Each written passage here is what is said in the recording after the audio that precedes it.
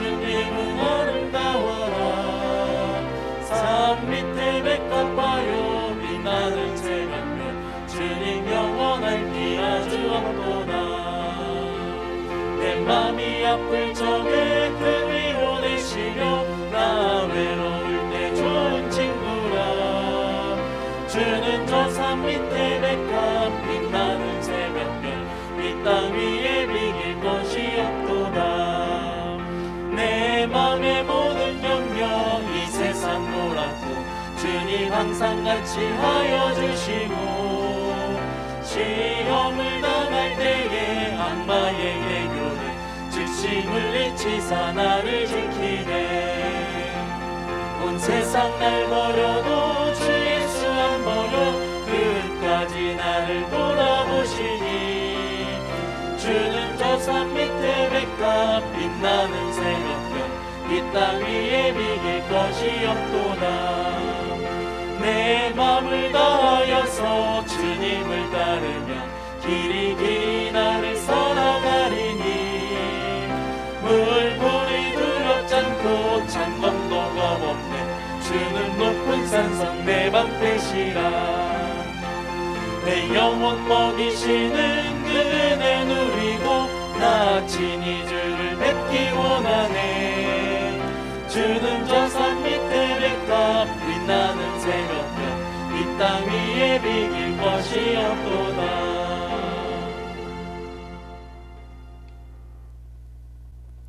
우리 다 같이 일어나셔서 큰 영화로우신 주님을 찬양하며 예배의 자리로 나갑니다.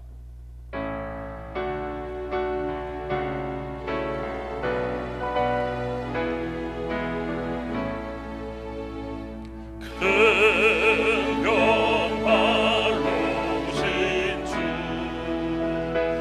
이곳에 오셔서 힘고 힘찾으러 주 백성 삼으사 그 중에 항상 계시고 그 중에 항상 계시고 그 영광 나타내소서.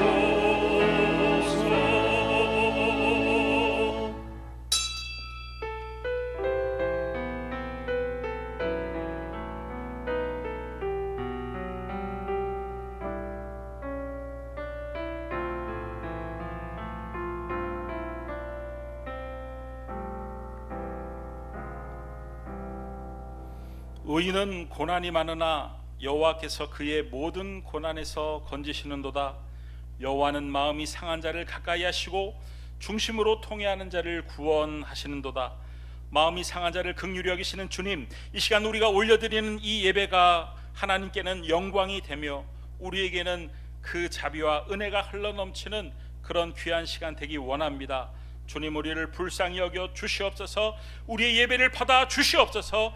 예수님의 이름으로 기원하옵나이다. 아멘. 우리 사도신경으로 신앙 고백합니다.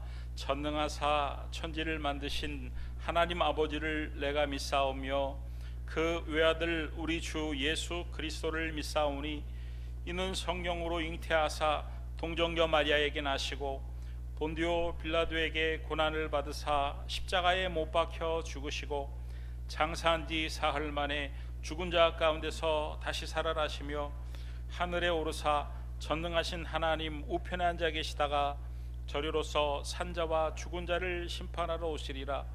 성경을 믿사오며 거룩한 공회와 성도가 서로 교통하는 것과 죄를 사하여 주시는 것과 몸이 다시 사는 것과 영원히 사는 것을 믿사옵나이다. 아멘.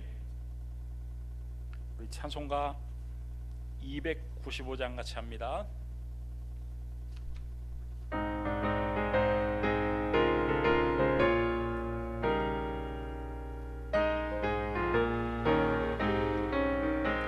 금죄에 빠진 나를 주 예수 건지사 그걸 복음에 다시 곱으시는 해니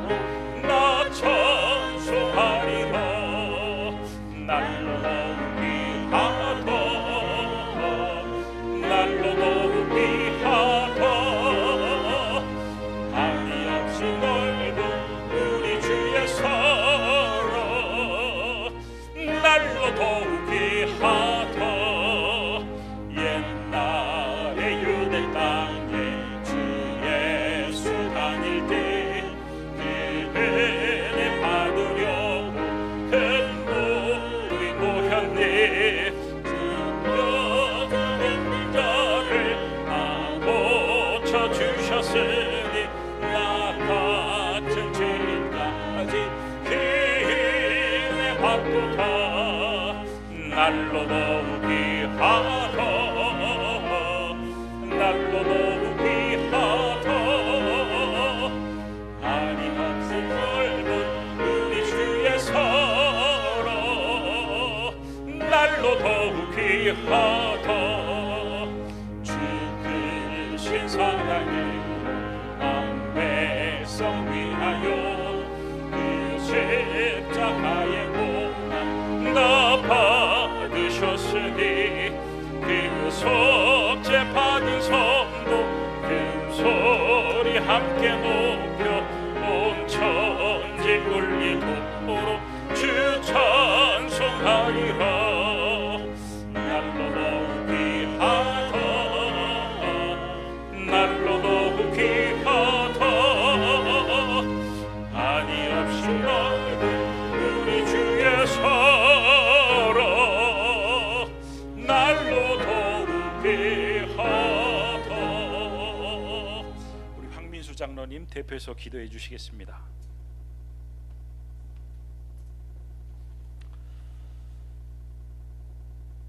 사랑과 은혜가 풍성하신 살아계신 아버지 하나님 감사합니다. 하나님은 일찍이 이 땅의 거룩한 곳으로 성전을 허락하여 주셨고 하나님의 영광의 임재를 허락하여 주신 이 성전인데 코로나19로 온 성전이 텅 비어 있습니다. 하나님이여 우리의 영혼들을 불쌍히 여겨 주시고 이 나라 민족을 불쌍히 여겨 주시사 이 코로나19를 종식시켜 주시고 하나님 인류의 모든 병든 자들을 아버지 하나님 고쳐주시사 하나님의 살아계심의 역사하심을 다시 한번 일깨울 수 있도록 인도하여 주시고 하나님 다 치료하여 주셔서 하나님의 살아계심을 온 백성들이 알아갈 수 있도록 인도하여 주시옵소서. 한국 교회를 축복하시고 인도하신 아버지 하나님 그 옛날 천만의 성도들을 허락하여 주시고 사명 감당고자 애쓰고 왔으나 아버지 하나님께 부끄러운 것이 너무나 많습니다. 하나님이 용서하여 주시고 아버지 하나님 이때에 더 깨어있는 우리의 심령들이 되게 도와주시고 우리 한국 교회가 될 수 있도록 인도하여 주시옵소서.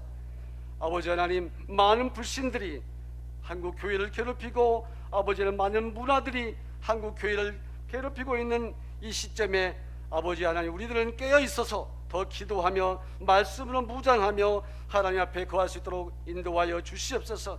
우리 기쁨의 교회를 세우시고 인도하신 아버지 하나님 더 뜨거운 열정으로 더 아버지 하나님 앞에 나갈 수 있도록 인도하여 주시옵소서. 슬기롭게 깨어있는 우리 영혼들이 다 될 수 있도록 인도하여 주실 줄로 믿습니다.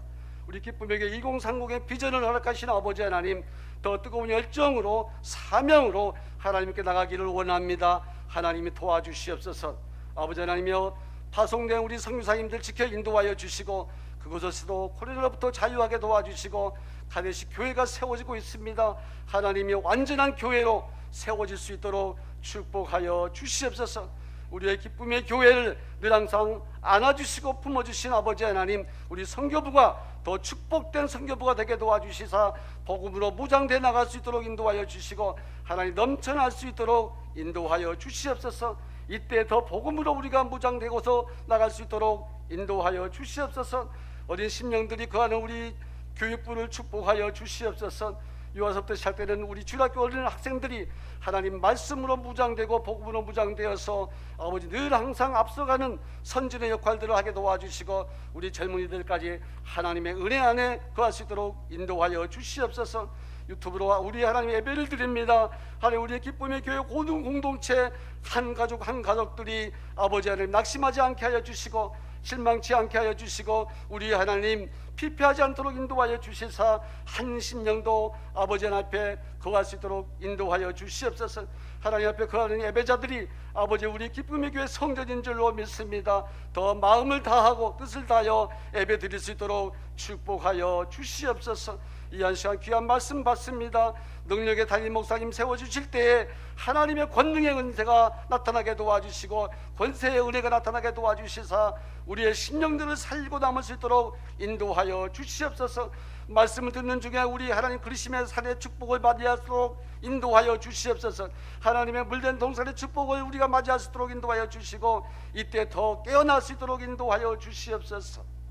마음을 다하여 뜻을 다하여 하나님께 예배드리는 우리의 심령들 가운데 행복한 예배가 되게 도와주시고 하나님의 영광의 빛이 이곳에 임할 수 있도록 허락하여 주옵소서. 감사하고 예수님의 이름으로 기도합나이다. 아멘.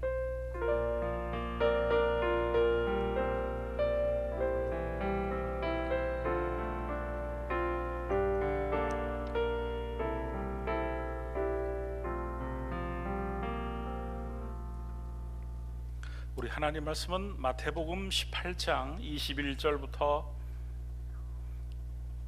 35절까지 말씀입니다. 마태복음 18장 21절부터 35절까지 말씀입니다.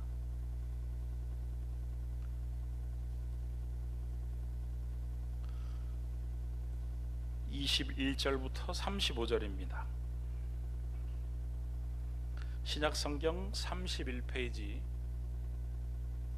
마태복음 18장 21절부터 35절 말씀을 우리 한 절씩 서로 교독합니다. 그때 베드로가 나와 이르되 주여 형제가 내게 죄를 범하면 몇 번이나 용서하여 주리이까 7번까지 하오리이까.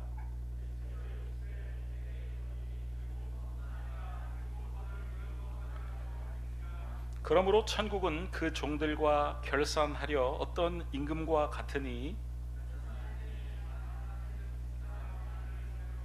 갚을 것이 없는지라 주인이 명하여 그 몸과 아내와 자식들과 모든 소유를 다 팔아 갚게 하라 하니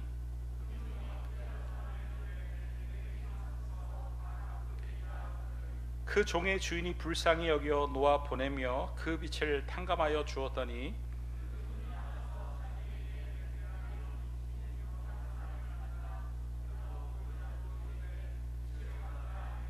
그 동료가 엎드려 간구하여 이르되 나에게 참아 주소서 갚으리이다 하되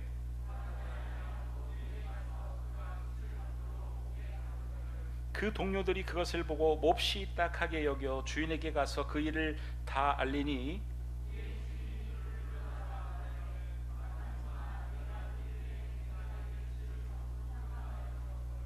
내가 너를 불쌍히 여김과 같이 너도 내 동료를 불쌍히 여김이 마땅하지 아니하냐 하고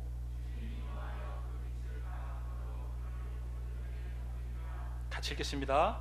너희가 각각 마음으로부터 형제를 용서하지 아니하면 나의 하늘 아버지께서도 너희에게 이와 같이 하시리라. 아멘. 할렐루야. 오늘 예배를 드리는 우리 모든 성도님들의 심령 가운데 하나님께서 놀라운 은혜와 평강 주시기를 바랍니다. 우리 오랜만에 또 인사 한번 하겠습니다. 잘 되고 있습니다. 더 잘 될 줄 믿습니다. 하나님이 함께 하시면 됩니다. 여러분, 오늘 우리가 읽은 이 본문 말씀은 아주 유명한 그런 비유의 말씀입니다. 1만 달란트의 비유. 교회를 제법 다니신 분들은 몇 번쯤은 반드시 들어본 게 분명한 그런 비유의 말씀이죠. 그래도 혹시 오늘 교회에 처음 오신 분들을 위해서 잠시 이 소개의 말씀을 드리면, 어떤 임금에게 큰 빚을 진 사람이 있었습니다. 그 사람이 임금에게 어느 정도의 빚을 졌냐면 1만 달란트를, 이 1만 달란트를 굳이 오늘날의 시가로 환산을 하면 대략 한 3조에서 14조까지 되는 그런 엄청난 거액입니다. 이 조라는 단위의 금액은 뭐 개인이 쓸 수 없는 그런 아주 큰 거액이죠. 그러니까 도저히 갚을 수 없는 빚이다, 이런 의미입니다. 임금이 그 사람을 불러가지고 그 빚을 갚으라고 독촉을 합니다. 뭐라고 독촉을 합니까? 오늘 말씀을 보면 몸도 팔고 아내도 팔고 자식도 팔고 모든 것을 다 팔아서 갚으라. 그랬더니 이 사람이 눈앞이 캄캄해져 가지고 그 임금에게 엎드려 절을 하면서 제발 임금님 조금만 참아 주십시오. 꼭 갚겠습니다. 갚을 수 있습니까? 갚을 수 없죠. 불가능한 일입니다. 그런데 임금이 그 모습을 보니까 참 불쌍한 거예요. 딱한 겁니다. 그래서 불쌍한 마음이 들어가지고 그 빚을 다 탕감해주고 풀어주었다. 이 풀려난 사람이 집으로 돌아가다가 이번에는 자기에게 100데나리온 빚진 자를 만납니다. 이 100데나리온이라는 돈은 1만 달란트에 비하면 껌값도 안 되는 아주 작은 돈입니다. 그런데 그 빚진 자에게 너 잘 만났다, 빨리 내 돈 갚아라. 그런데 이 사람도 갚을 돈이 없는 거예요. 그래가지고 이 사람에게 하소연을 합니다. 제가 나중에 꼭 갚겠습니다. 안 돼 이놈아. 멱살을 잡고 관하로 끌고 가가지고 기어이 감옥에 가둡니다. 이 소식을 들은 임금이 대노를 합니다. 그 사람을 다시 불러가지고 뭐라고 말을 합니까? 내가 너를 불쌍히 여긴 것처럼 마땅히 너도 똑같이 해야 되는데 왜 너는 그 사람을 불쌍히 여기지 않았느냐.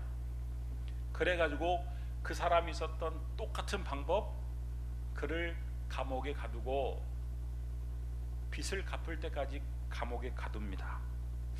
여러분, 예수님이 왜 이 비유를 드셨을까요? 이 1만 달란트 비유의 그 주제는 무엇입니까? 이 비유를 드신 배경은 이러합니다. 어느 날 제자인 베드로가 예수님을 찾아와서 주님, 용서를 어떻게 해야 될까요? 용서를 얼마나 해야 될까요? 이렇게 물어보셨을 때 주님이 드신 비유의 말씀입니다. 그러니까 이 1만 달란트 비유의 주제는 용서다, 이런 말씀입니다. 예수님께서 이 비유를 드시면서 탕감이라는 용어를 사용하신 것은 다분히 의도적입니다. 왜냐하면 이 용서하다의 헬라어 아피메이라는 단어는 동시에 탕감하다라는 말을 의미를 가지고 있기 때문에 그렇습니다. 그러니까 예수님이 이 비유를 탕감하다라고 사용했을 때 그 듣는 사람은 용서하다라는 의미도 떠올렸을 것이다. 그러니까 다분히 예수님께서 의도적으로 이 단어를 사용하신 것입니다. 그리고 이 1만 달란트의 비유를 드시고 결론이 35절 말씀에 나오는데 뭐라고 결론을 내렸냐면 너희가 각각 마음으로부터 형제를 용서하지 아니하면 나의 하늘 아버지께서도 너희에게 이와 같이 하시리라. 용서로 결론을 맺고 있어요. 그러니까 이 1만 달란트의 비유는 그 주제가 용서다, 이런 말씀입니다.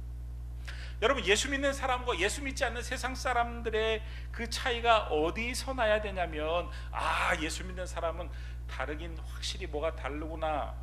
어디에서 세상 사람들이 느껴야 되냐면요, 골로새서 3장 12절에서 13절 말씀을 보면, 그러므로 너희는 하나님이 택하사 거룩하고 사랑받는 자처럼, 하나님이 택한 사람, 거룩한 사람, 하나님께 사랑받는 사람은 어떤 행동이 나와야 되냐면, 그 2번에 보면 서로 용납하여 피차 용서하되 이렇게 되어 있죠.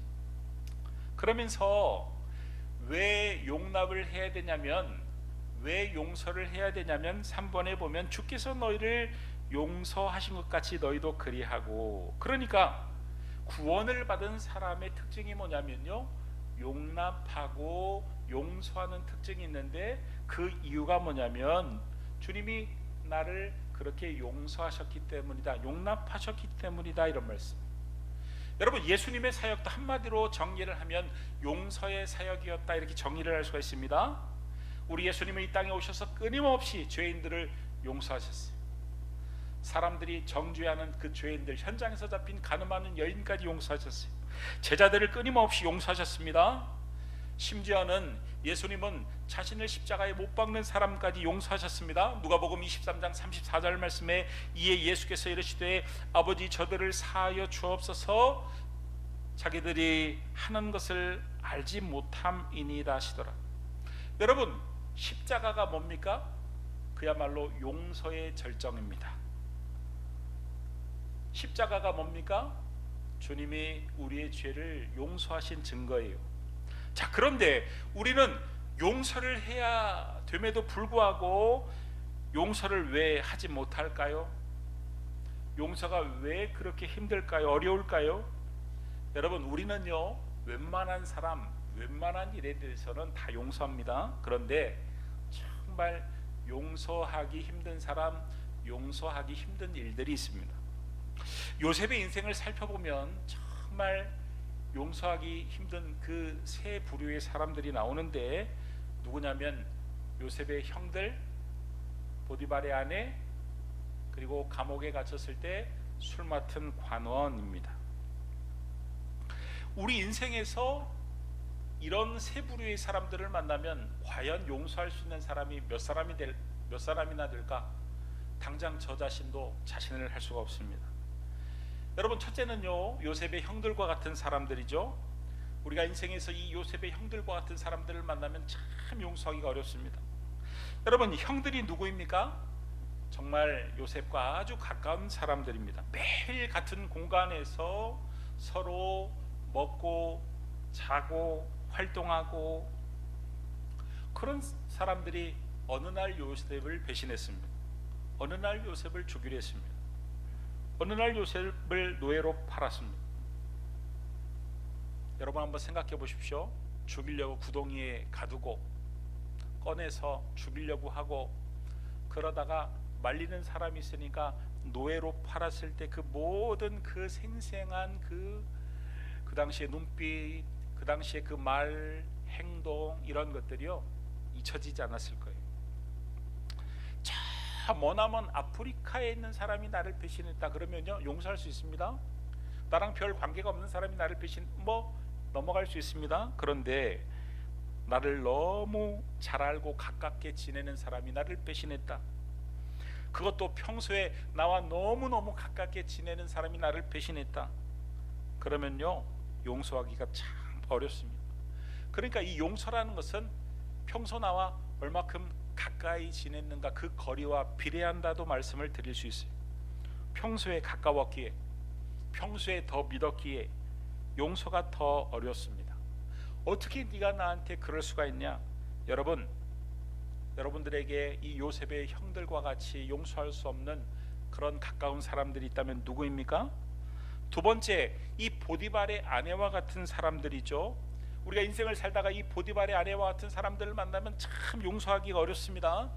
요셉은요 아무 잘못이 없었어요. 오히려 요셉은 그 보디발의 가족을 위해서 최선을 다했습니다. 충성을 다했습니다.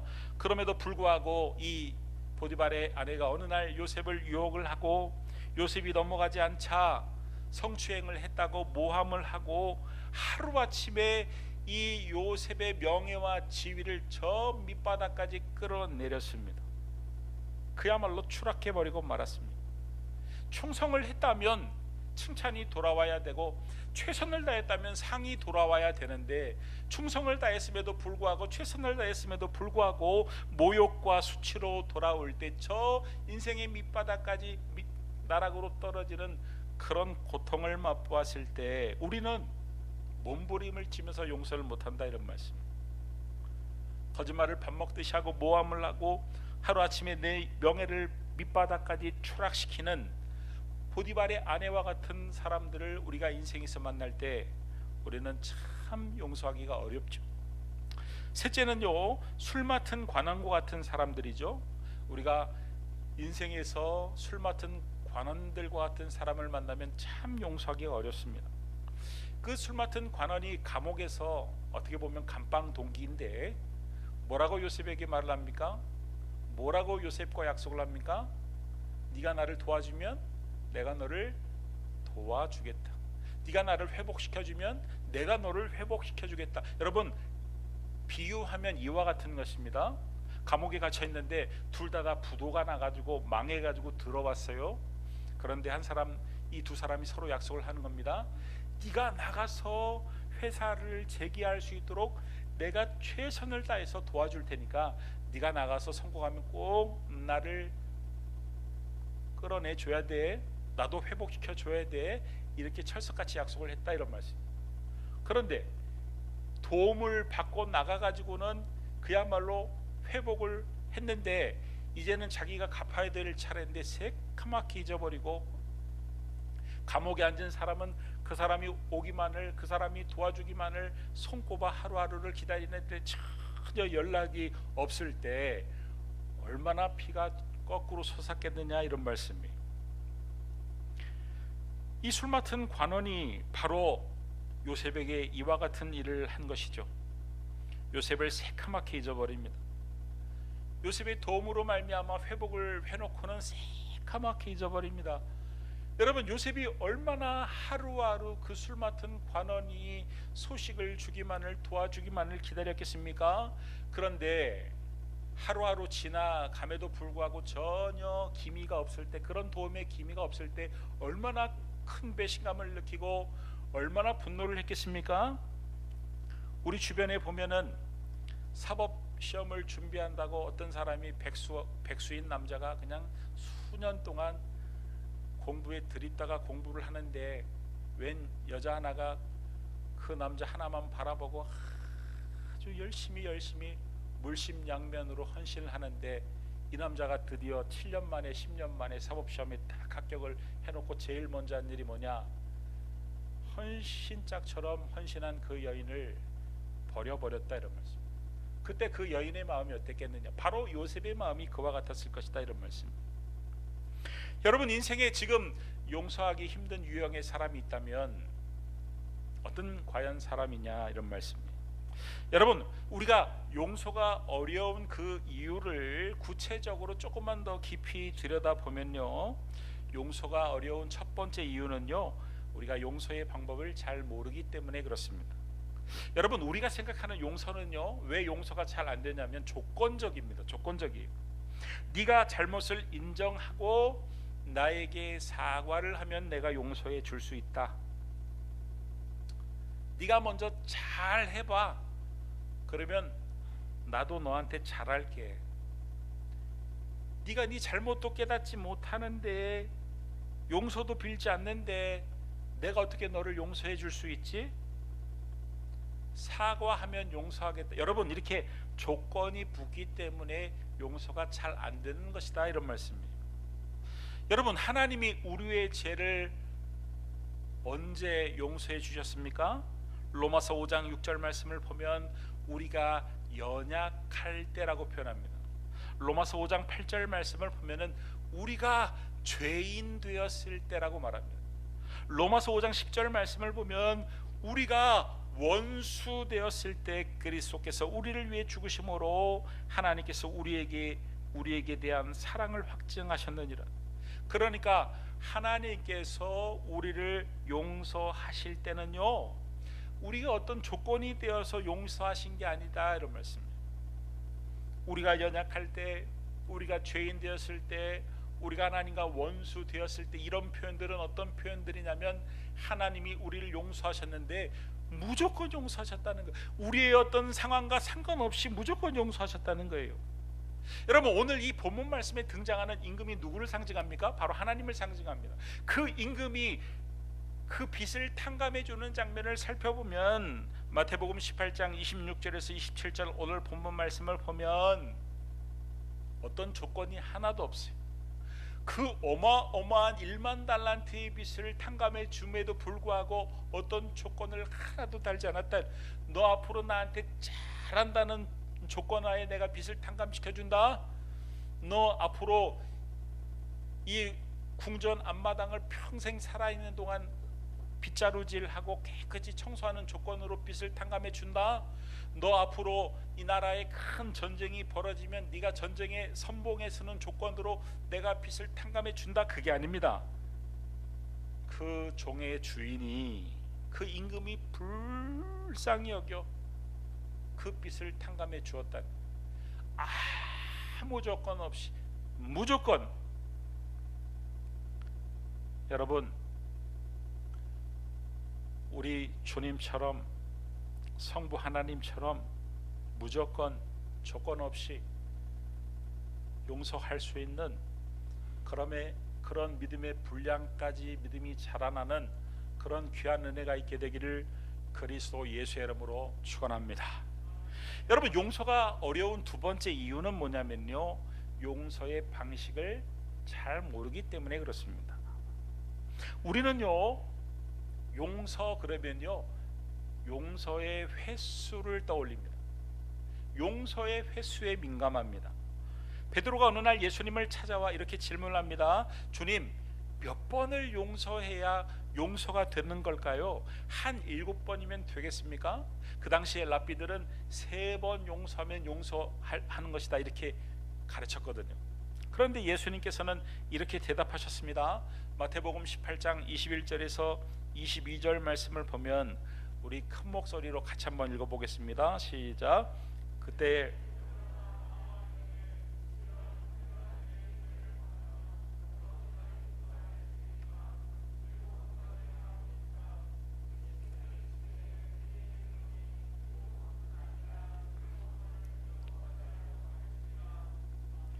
우리 예수님께서 70번에 7번이라도 용서를 하라고 말씀을 하셨는데 70번에 7번 그랬다고 70 곱하기 7 490번까지 이런 말이 아닙니다. 예수님의 정확한 의도는 뭐냐면요, 용서를 할 때는 숫자를 세지 말라는 그런 의미예요. 그러니까 더 정확하게 말씀을 드리면 계속 용서를 해야 된다는 것입니다. 내가 3번까지 용서하리라, 그래 두고 봐라, 내가 7번까지는 참아주마, 7번까지는 용서하리라. 여러분, 용서의 횟수를 두면 용서에 실패할 가능성이 상당히 높다 이런 말씀. 여러분, 예수님은 계속 용서하셨죠. 요한복음 13장 1절 말씀을 보면 예수께서 자기의 사람들을 사랑하시되 끝까지 사랑하시니라. 여러분, 끝까지 사랑했다라는 표현은 끝까지 용서했다라는 표현과 똑같은 그런 표현입니다. 제자들이 예수님의 마음에 들고 제자들이 예수님께 잘해서 예수님이 끝까지 그들을 용서하셨을까요? 아니죠. 우리는 예수님의 제자들의 면면을 잘 압니다. 그야말로 예수님께서 잡히시던 그날 그 저녁까지도 제자들이 서로 잘났다고 싸웠습니다. 그리고 예수님이 잡히시자 배신을 하고 도망가고, 그럼에도 불구하고 예수님이 끝까지 그들을 용서하셨다는 거예요. 여러분, 부부가 70년을 60년을 같이 해로했다, 참 아름답다 이렇게 말들을 하는데 같이 오래 살았기 때문에 아름다운 겁니까? 아닙니다. 그렇게 오랜 기간 서로 살면서 서로를 용납하고 용서했기 때문에 아름다운 것입니다. 한 교회를 30년 다녔다 40년 다녔다, 여러분 기간이 오래되었기 때문에 아름다운 겁니까? 아닙니다. 그 30년 40년 동안 계속해서 그 교회를, 그 교회의 담임 목사를, 그 교회의 성도들을 용납하며 용서하며 살았기 때문에 아름다운 것입니다.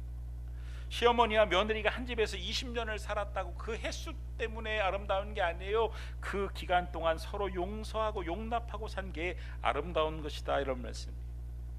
우리 예수님처럼 용납하시고 용서하심으로 말미암아 우리 하나님께서 아름답다고 인정하시는 그런 인생과 신앙을 만들어 갈 수 있게 되기를 그리스도 예수의 이름으로 축원합니다.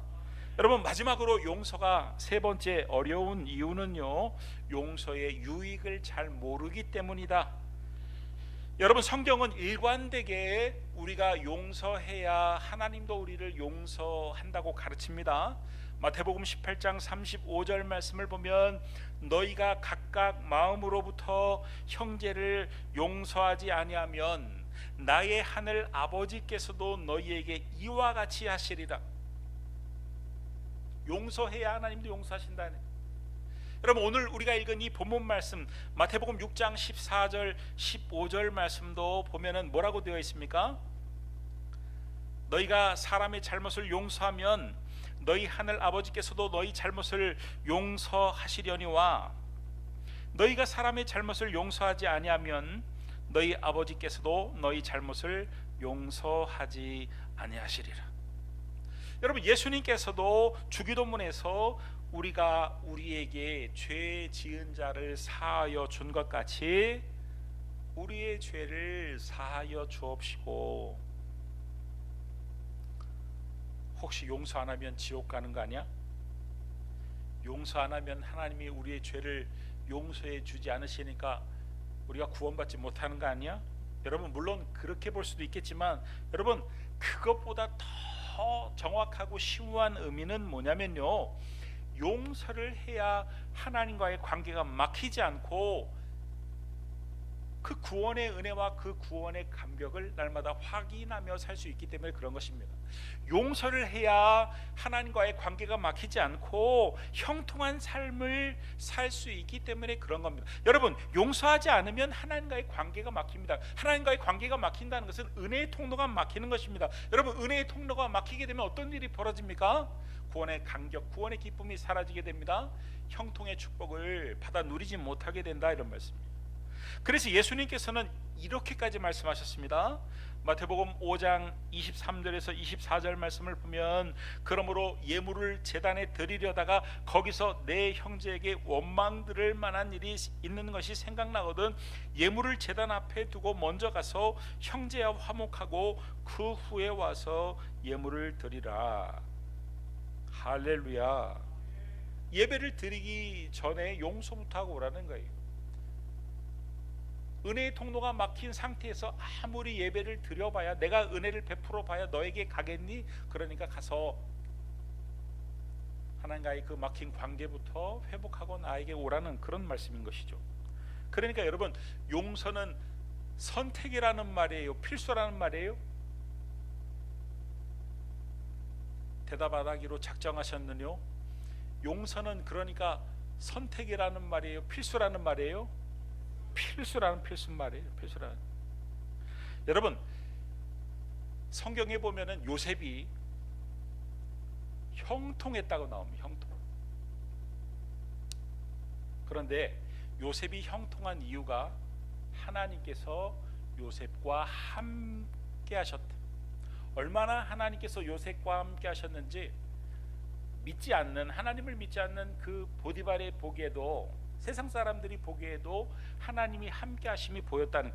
여러분, 하나님이 함께 하셨다, 하나님이 함께 하심이 보였다라는 말은 무슨 말이에요? 하나님과의 관계를 바로 했다는 말입니다. 요셉이 하나님과의 관계를 바로 했다는 말이에요. 여러분, 요셉이 하나님과의 관계를 바로 하려면 용서를 하지 않으면 안 됩니다. 그러니까 여러분, 하나님 요셉과 함께 하셨다, 형통했다, 그 말은 요셉이 용서의 삶을 살았다는 것을 구체적으로 우리에게 말을 하고 있는 것입니다. 그러니까 요셉이 형통했던 이유는 그가 용서의 삶을 살았기 때문이다, 이런 말씀. 형들 참 용서하기 어렵습니다. 보디발의 아내 용서하기 참 어렵습니다. 술 맡은 관원, 그야말로 하나같이 용서하기 어려운 사람들입니다. 그런데 이 요셉이 애굽의 총리가 된 이후에 그가 한 행동을 보면 그는 정말로 용서를 했다. 무조건 용서를 했고 계속해서 용서를 했다는 사실을 발견할 수가 있습니다. 만약에 요셉이 무조건 용서하지 않았다면 보디발의 아내를 불러가지고 그 오해를 풀려고 했을 것입니다. 역사 바로 세우기 운동, 잘잘못을 따지고 그때 자기가 잘못이 없었음을 만천하에 밝히려고 했을 것입니다. 어쩌면은 누명을 벗고 그 보디발의 아내를 감옥에 보낼 수도 있어요. 술 맡은 관원을 불러가지고 네가 나중에라도 나를 불러줘서는 고맙지만 수년 동안 나에게 한 약속을 지키지 않아서 그야말로 하루하루가 참 너를 원망하는 마음이 컸다, 이렇게 했을 것입니다. 그런데 전혀 성경에 보면은 그런 흔적이 보이지 않습니다. 그 형들에게 단 한 번이라도 형들, 내가 형들이 그때 나를 구덩이에 떨어뜨렸을 때 내가 어떤 마음을 가졌는지, 형들이 나를 그런 눈빛으로 쳐다봤을 때 내가 어떤 마음이었는지 알아? 내가 노예로 팔려가면서 울부짖었을 때 형들이 나에게 보냈던 그 의미심장한 그 표정, 웃음들, 그때 내 심정이 어땠는 줄 알아? 여러분, 단 한 번이라도 요셉이 그렇게 따지거나 묻지 않았다, 이런 말씀. 오늘 이 1만 달란트의 비유에 등장하는 임금도요, 보면은 그 특징이 하나가 있습니다. 그 용서의 특징이 뭐냐면 마태복음 18장 26절에서 27절 오늘 본문 말씀을 보면 그 종이 엎드려 절하며 이르되 내게 참으소서 다 갚으리다 하거늘 그 종의 주인이 불쌍히 여겨 놓아 보내다는 거예요. 여러분, 용서가 뭐냐면요, 놓아 보내는 것이 용서입니다. 이 1만 달란트의 빚을 탕감받은 사람은, 이 임금에게 탕감받은 사람은 보십시오. 여러분 성경을 보세요. 28절을 보십시오. 그 종이 나가서 자기에게 100데나리온 빚진 동료 한 사람을 만나가지고 어떻게 해요? 붙들었대요. 목을 잡았대요. 그리고 마태복음 18장 29절에서 30절 말씀을 보면 그 끝에 뭐라고 했대요? 옥에 가두었대요. 여러분, 이 1만 달란트의 빚을 탕감한 임금과 그 탕감받은 자의 행동이 결정적으로 어디에서 차이가 납니까? 하나는 놓아 보냈는데 하나는 붙들고 목을 잡고 그 다음에 기어이 옥에 가두었다는, 그 붙드는 정도가 점점 심해지고 있는 것이죠. 그러니까 여러분, 내가 아무리 말로 용서를 했다 해도 놓아 보내지 않았다면 그것은 용서를 하는 게 아닙니다. 어떤 분은 용서를 했다고 하면서 두고두고 그 사람 이야기를 하는 분들이 있습니다. 어떤 며느리가 이렇게 말을 합니다. 나는 우리 시어머니를 용서했어. 정말이야. 그런데 우리 시어머니가 옛날에 나한테 어떻게 했는지 알아? 나한테 이렇게 하고 저렇게 하고 요렇게 하고 이렇게 하고. 아직 시어머니를 놓아 보낸 게 아니죠. 결론은 아직 시어머니를 용서한 게 아닙니다. 다시는 입에 담지 않는 게 진짜 용서하는 것이죠. 교회 안에서 둘이 싸웠습니다. 그러다 어떻게 서로 그냥 화해를 우여곡절 끝에 했습니다. 그런데 한 사람이 다른 교인을 만날 때마다 이렇게 이야기합니다. 집사님, 김 집사님 만만치 않아요. 조심해요. 저도 지금은 김 집사님을 다 용서했지만 아이고 내가 그 김 집사님 때문에 얼마나 힘든지 몰라, 힘들었는지 몰라. 여러분, 놓아 보낸 게 아니다 이런 말씀, 용서한 게 아니다 이런 말씀. 용서한 건요, 놓아 보내는 것입니다. 다시는 입에 담지 않는 것입니다. 그게 진짜 용서한 것입니다. 여러분, 요셉은요 형들에게 거주할 곳을 주되 가장 좋은 곳을 줍니다. 창세기 47장 11절 말씀을 보면 우리 같이 한번 말씀을 읽어보도록 하겠습니다. 시작.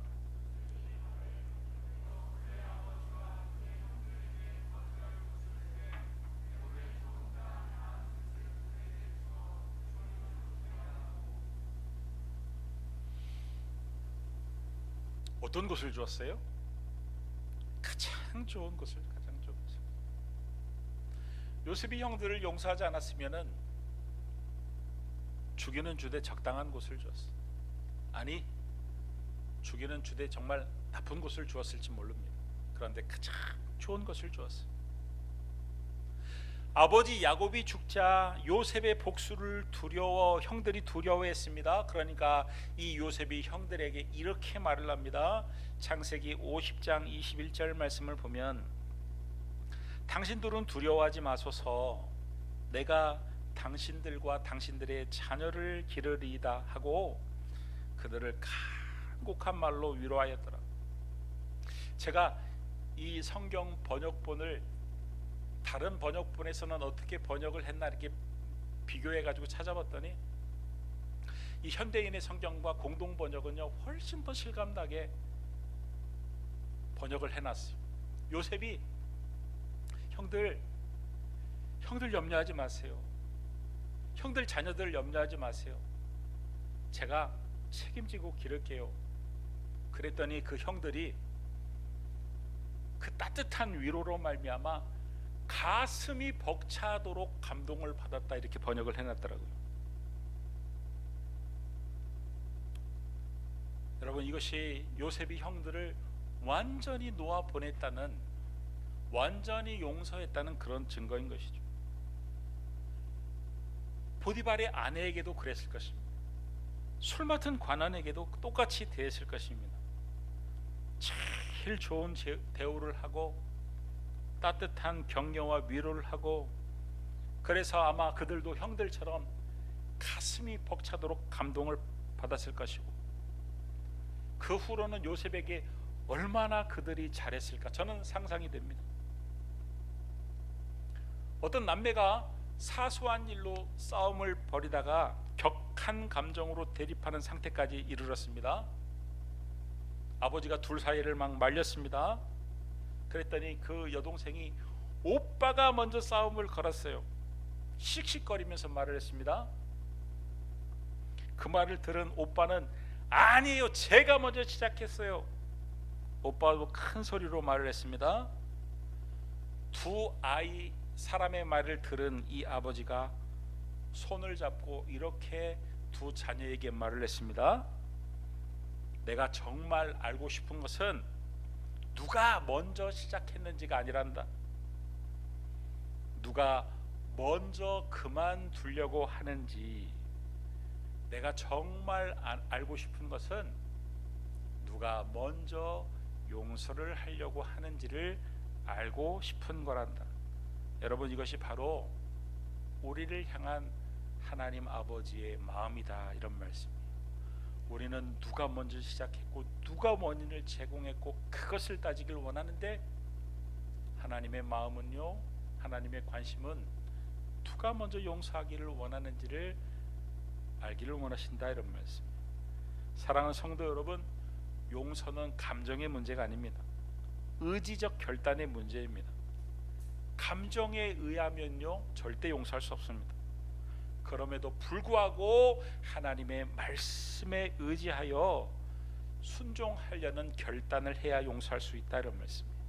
힘들지만 의지적으로 순종해 나아갈 때, 용서하기로 결정하고 용서를 베풀 때에 하나님께서 내가 상상할 수 없었던 용기와 위로를 주시고, 그 다음부터는 하나님의 영역이에요. 내가 상상할 수 없는 놀라운 회복의 역사가 일어나고, 요셉과 같은 함께 하시며 형통케 하시는 그런 은혜의 역사가 나타날 줄 믿습니다. 오늘 여러분의 가족과의 관계 속에, 모든 교와의 관계 속에 다시 한번 용서의 영이 임함으로 말미암아, 용서를 실천함으로 말미암아 하나님께서 예비하신 놀라운 은혜와 축복들을 누릴 수 있게 되기를 주의 이름으로 축원합니다. 그동안 용서하지 못함으로 묶였던 모든 여러분의 것들이 묶여 풀리는 그런 역사가 일어나길 바랍니다. 여러분이 땅에서 풀면 하늘에서도 하나님이 풀리게 하실 줄 믿습니다.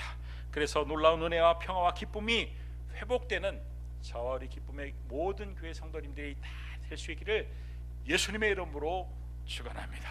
축원합니다. 우리 기도하겠습니다. 하나님, 말씀의 거울에 우리를 비추게 하시고 용서의 영을 허락하시며, 용서를 말씀에 의지하여 결단하여 순종함으로 말미암아 하나님 베푸시는 그 놀라운 예비된 축복들을 맛보며 경험하며 살 수 있도록 도와 주시옵소서. 예수님의 이름으로 기도드리옵나이다. 아멘.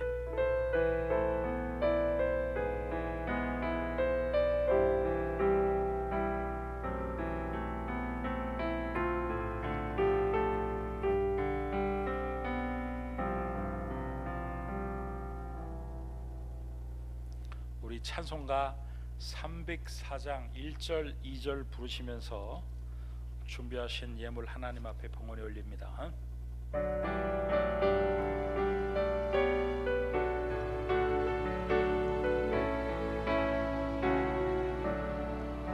크신 하나님의 사랑 말로 다 형용 못하니, 저 높은 별을 넘어 임하고 낮은 땅 위에 재범한 영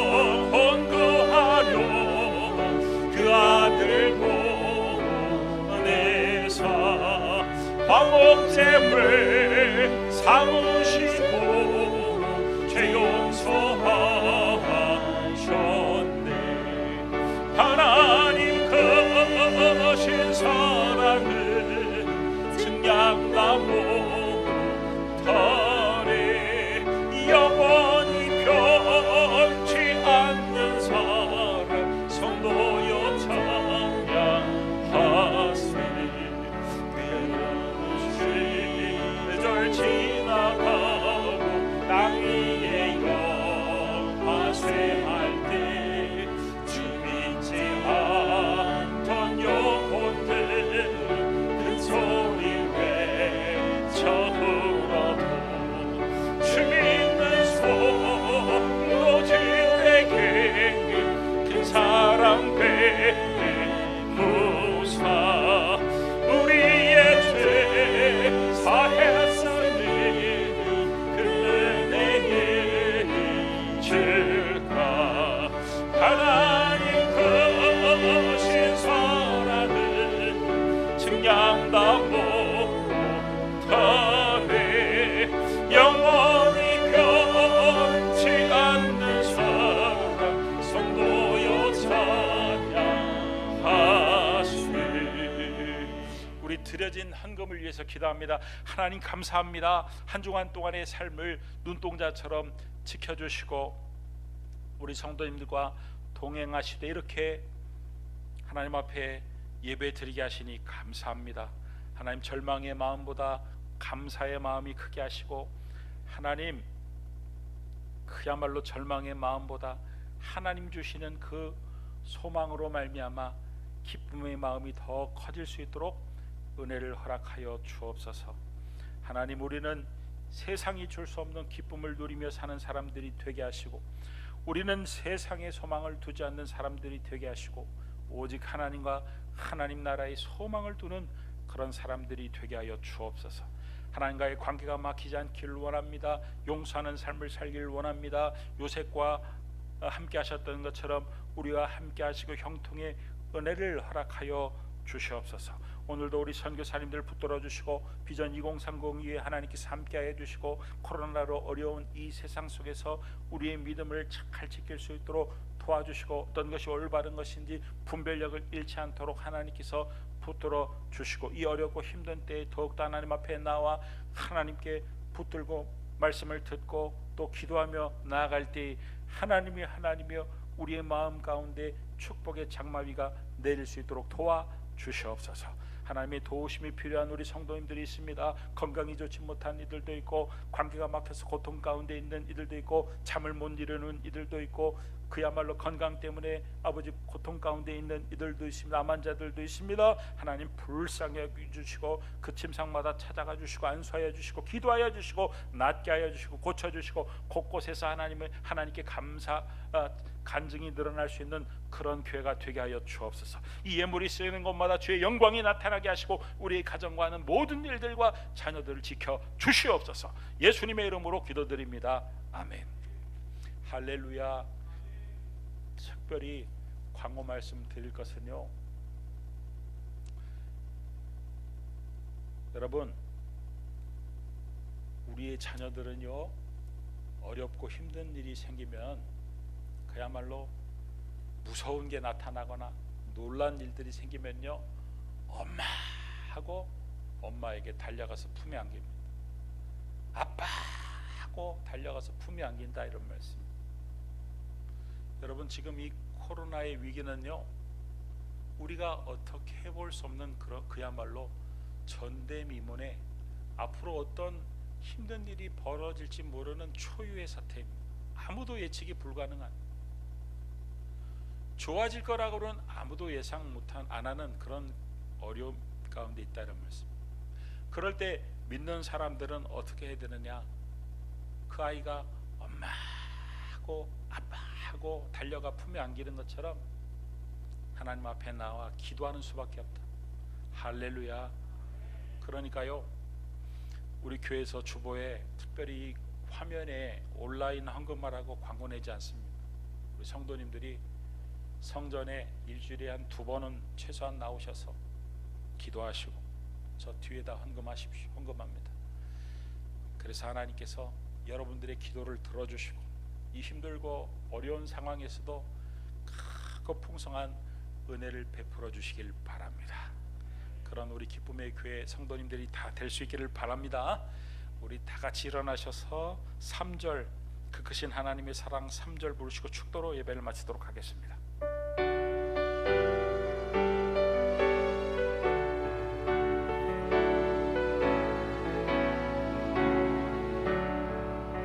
하늘을 두루마리 삼고 바다를 몸을 삼아도 한없는 하나님의 사랑 가게로 갈 수 없겠네.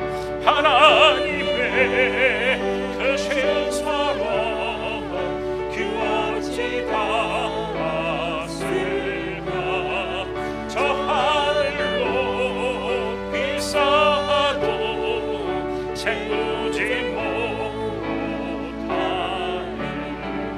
하나님 크신 사랑을 증량 다 못하네.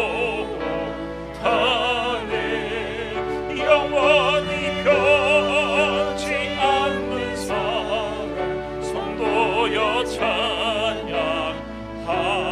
찬양하세. 지금은 우리 주 예수 그리스도의 은혜와 하나님 아버지의 무한하신 사랑과 성령의 역사하시고 교통하심이